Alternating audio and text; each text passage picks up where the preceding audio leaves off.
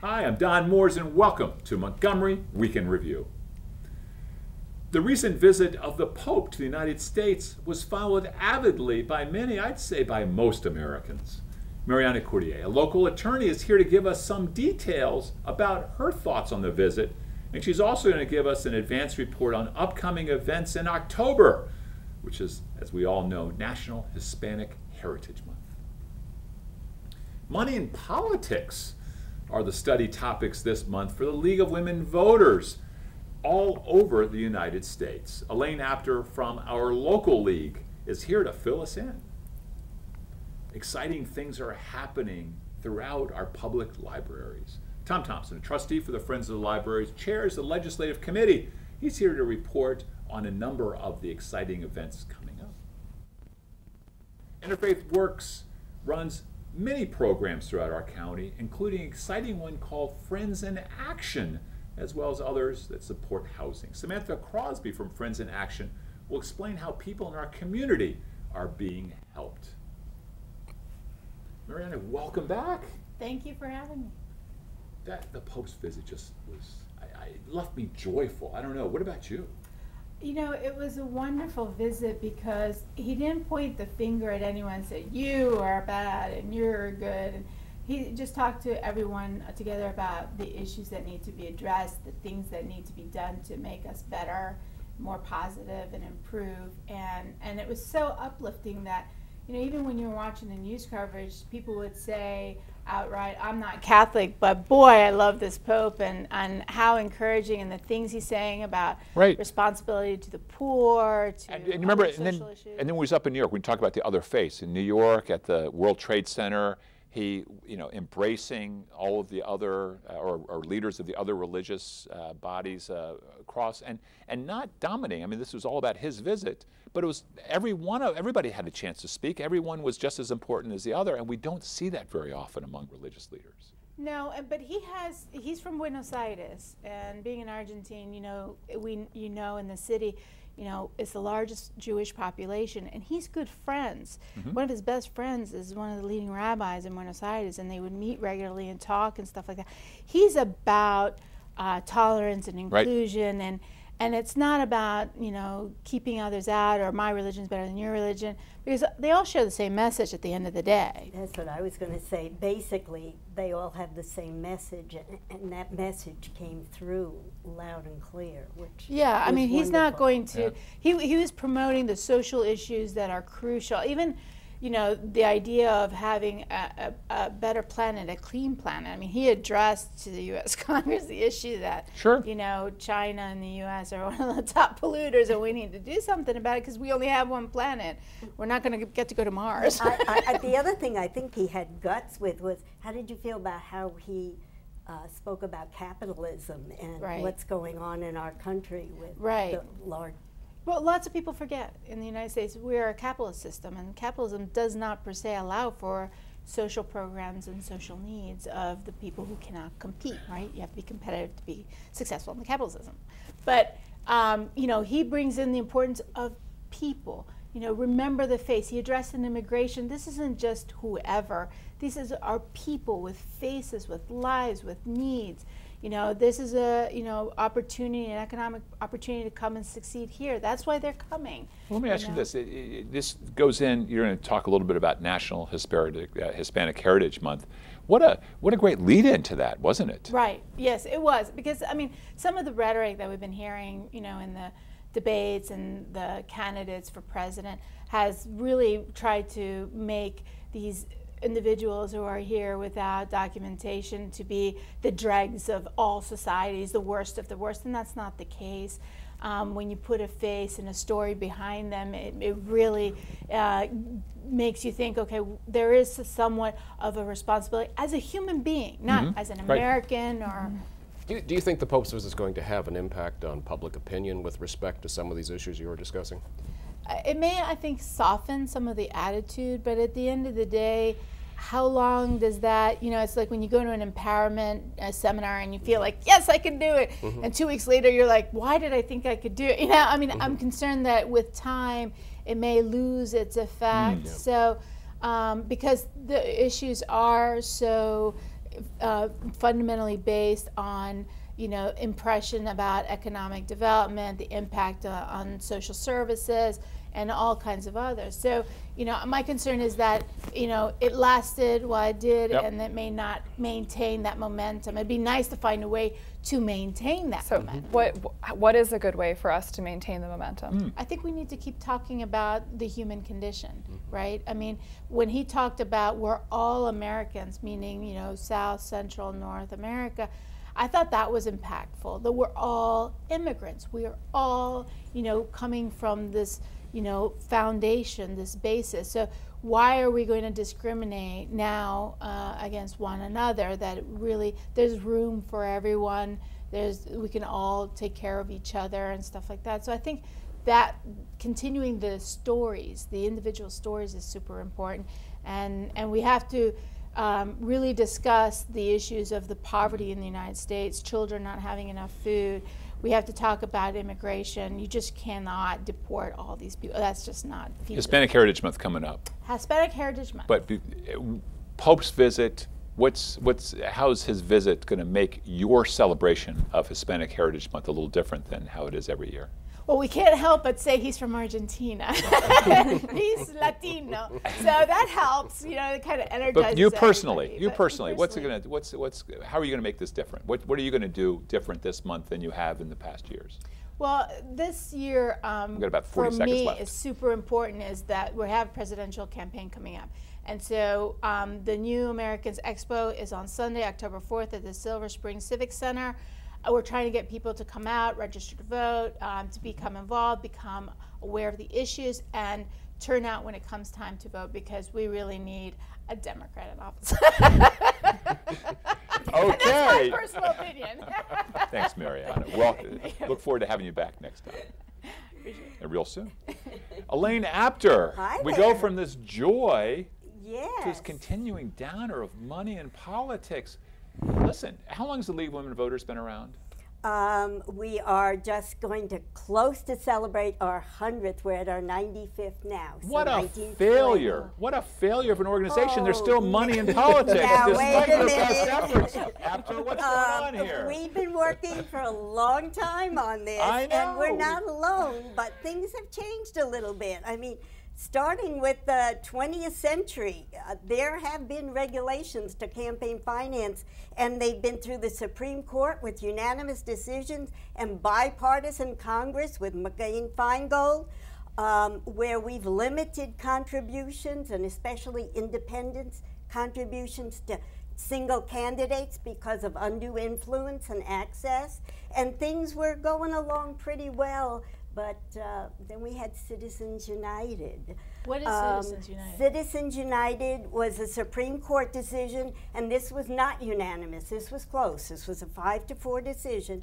And it said that unions and corporations, which before were prevented from working with campaign finance and donating, are the same status as individuals. So they can donate and give a lot of money.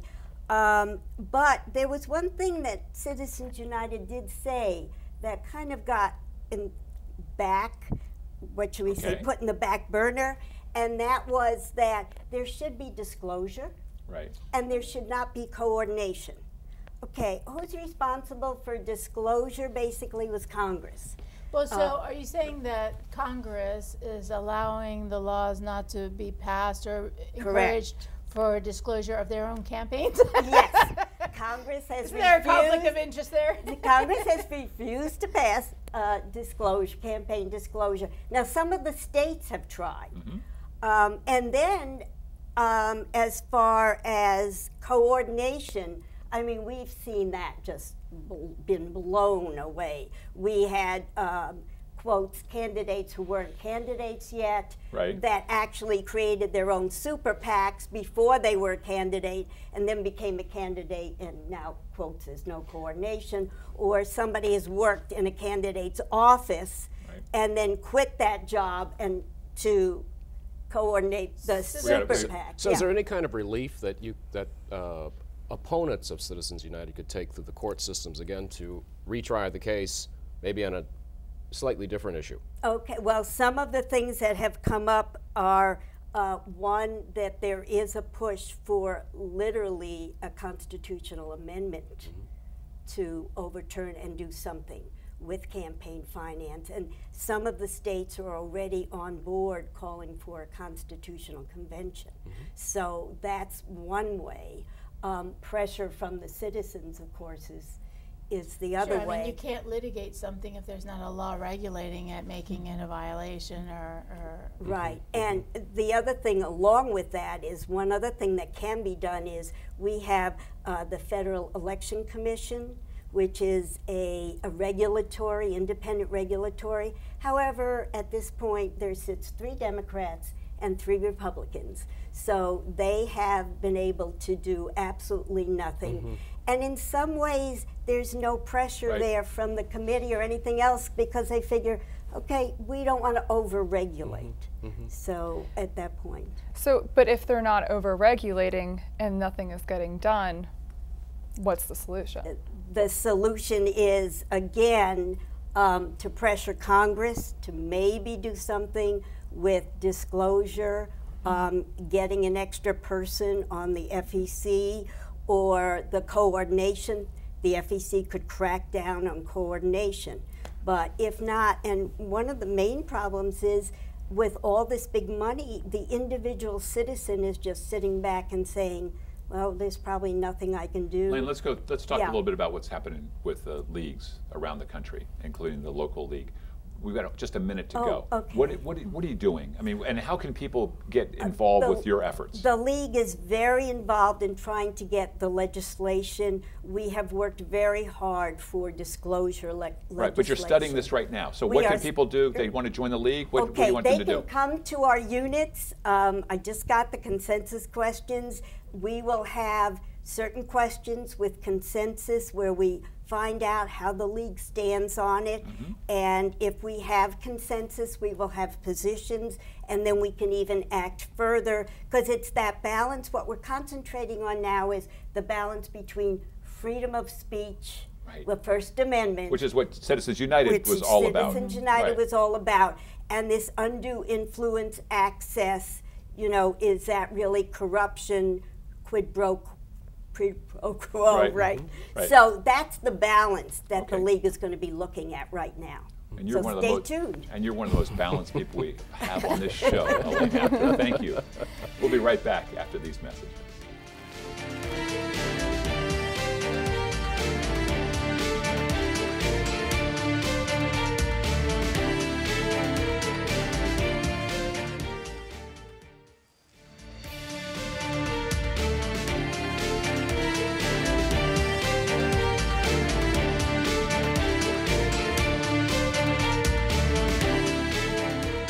We're back. Tom, welcome. I think this is your first time on the show. Indeed, it is. Great to have you. Thank you. Please, Ari, give her our best. I will do that. We love having her on the show. But it's interesting here, we've got a member of the board of Friends of the Library. Ari Brooks is, of course, executive director, long time. You know, she's the face of being friendly to our libraries, and the heart and soul. And so tell us a little bit about what you do on the board. And a little bit also on behalf of the organization, what we can be looking ahead to seeing from the organization. Sure. Thanks for the question. We're very, very active on a number of different planes, you know, with respect to board activities around, you know, raising money for the public library system and getting grants to support public library activities. The board, myself included, we're all very active in promotional activities, looking for new opportunities, new programs. On the legislative side, obviously, we look at policy issues, you know, as they affect us here, but also in the state and in the federal sphere as well. Let me ask you this. Obviously, our libraries, we're not the only library system in the country, not the only library system in Maryland, D.C. area. Think back to my history lessons in high school, Andrew Carnegie with wanting to have public libraries in every corner. Are you as a board, are you looking to see what kinds of things are being done in communities like ours, where libraries seem to periodically be under attack in budget times? Absolutely. We spend a lot of time on the board, you know, talking to other friends groups, doing a lot of research to understand better. One second, I hate to interrupt you, but there's a website, I believe, that's coming up right now. What can people do by going to this website? Well, on the website you can see the activities we have going right now and coming up. We've got a number of events coming up. We've got some literary feast, as we call them, with some very well-known authors who will be speaking, some of which will be at the Strathmore Center. And we've got an up-and-coming event where we are partnering up with a local theater group, which will have getting funding from the Montgomery County Arts Festival, And Humanities? Humanities Foundation, thank you. And that's coming up. Okay. We've got a number of things coming up, and of course we have our seasoned spelling bee, as we call it, that's coming up, which I think you've I've talked successfully about before. gotten out of that one many times. But to get back to, no, but people should get into it. It's a great activity. I'm just a little self-conscious about my spelling. So go ahead and I interrupted you. You were going through a little bit about what you're doing. We do a lot of work looking at what other library systems and other friends groups are doing, particularly in different parts of the country, both of which have, substantial revenues, tax revenues, and also looking at others that don't. But the whole idea is to get ideas of things that we can do for Montgomery County, which Montgomery County is very unique in its own way. We have some very unique demographic So is most demographics of here. the funding that you receive from government agencies, or do you have fundraising where the community can participate and donate? Absolutely, multi-tiered. We raise funds through our memberships. We have over 3,000 dues-paying members, friends here in Montgomery County, and some who are not members of Montgomery County.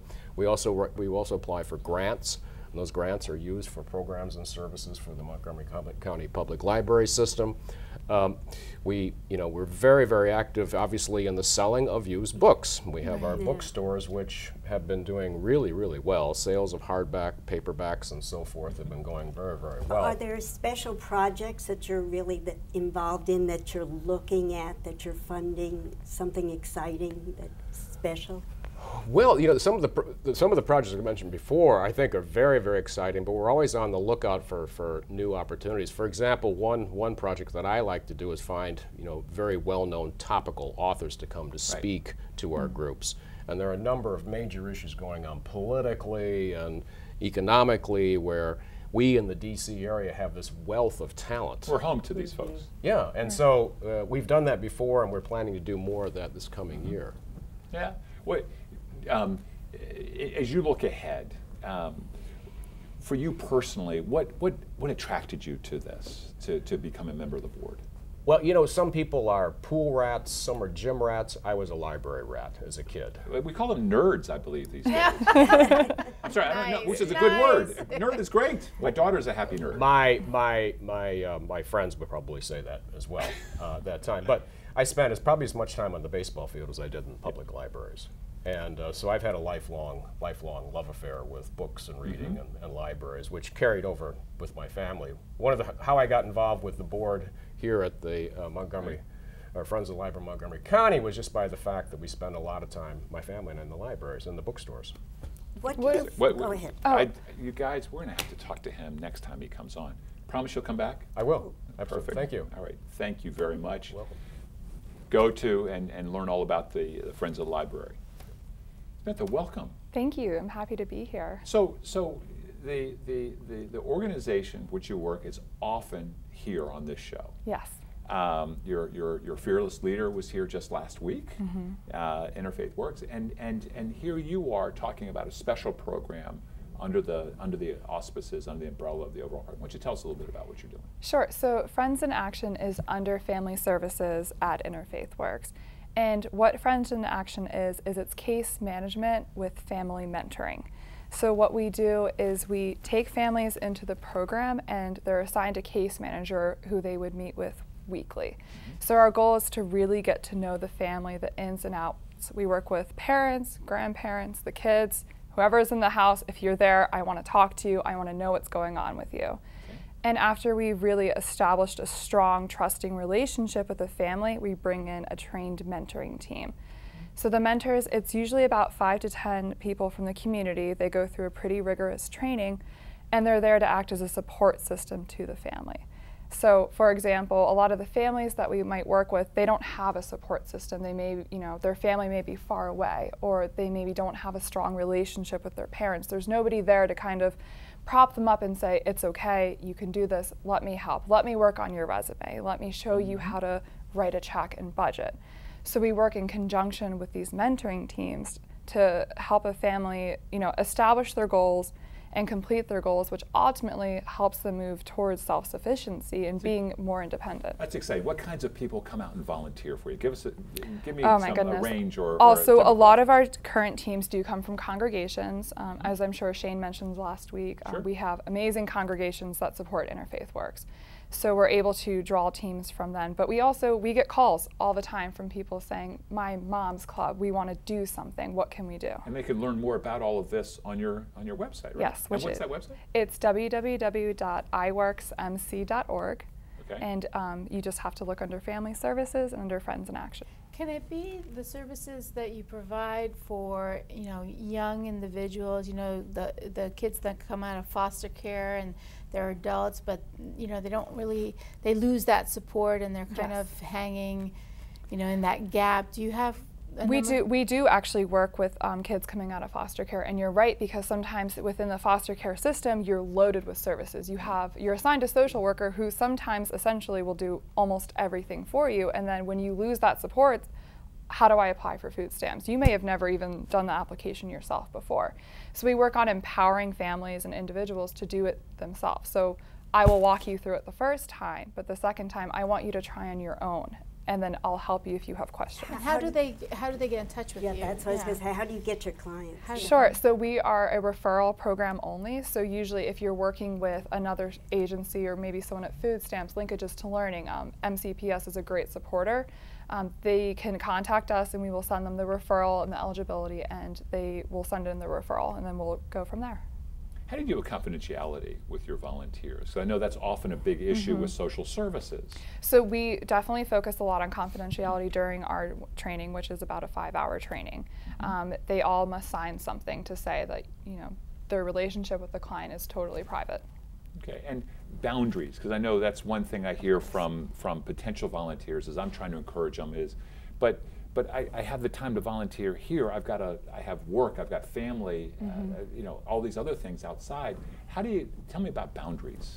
Well, boundaries are important in any social service agency. You want to establish a relationship with someone where they feel close enough to you, but at the end of the day, it's your personal boundaries. So you have to remember that what your role is. So if your role is to help somebody with finances, for example, you might be able to show them, well, this is a method that I use to keep track of my bills, but you don't actually have to show them your bills. And you really have to be in touch with yourself and know what you're comfortable with sharing and what you're not comfortable with sharing. And something we focus on is that it's okay to say, I don't want to talk about myself right now, I want to talk about you. Yeah, I find that many times with clients that come into my office, and it's not really a legal problem, it's just I don't know how, I can't figure out how, and it seems common sense, how to dealing with bills or collections or something like that. And it's just, if you give them the framework, they can run with it. Yes. It's just they don't have that framework. Exactly. So you have to give it to them. 40 seconds left. Sure. So we are always recruiting volunteer teams. So if you would like to volunteer or you know anybody who's interested, we prefer that you already have your team together, and you can get more information from our website. So what are you most in need of? You've got all these teams. What skill set is? Good question.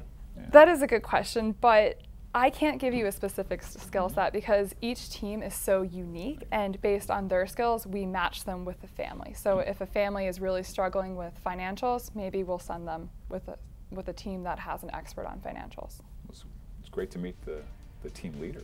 Oh, thank you. Samantha, thank you. Tom, you were great too. Both of you, I hope you'll come back again. I want to thank everyone here for joining me. I want to thank everyone in the viewing audience for joining us for this week's edition of Montgomery Week in Review. I'm Don Mooers, and I invite you to join us again next week at this very same time.